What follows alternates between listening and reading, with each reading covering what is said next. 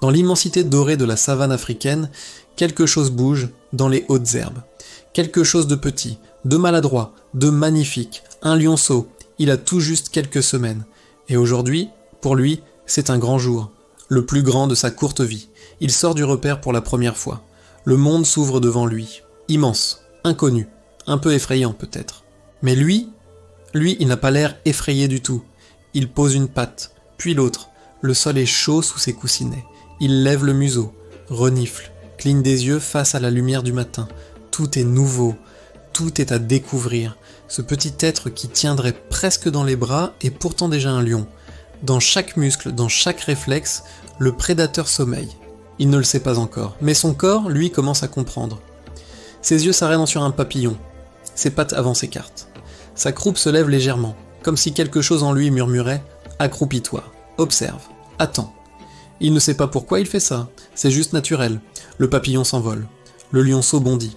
Et atterrit dans la poussière, les quatre pattes en l'air. Raté, mais ce n'est pas grave, c'est comme ça qu'on apprend. Sa mère n'est pas loin. Elle l'observe.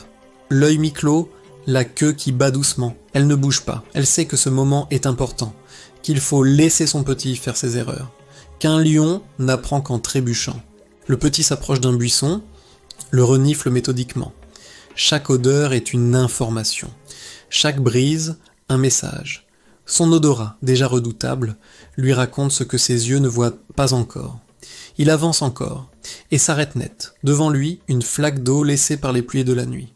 Il baisse la tête, voit son reflet, et recule d'un bond. Qui est cet inconnu qui le regarde?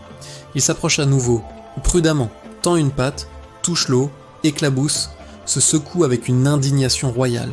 L'eau, manifestement, ce n'est pas pour lui, mais la curiosité est plus forte que tout. Il repart à l'exploration. Chaque pierre à flairer, chaque bruit à localiser. Ses petites oreilles pivotent comme des antennes. Le cri d'un oiseau, le frémissement d'un lézard dans les herbes, le souffle du vent qui traverse la plaine.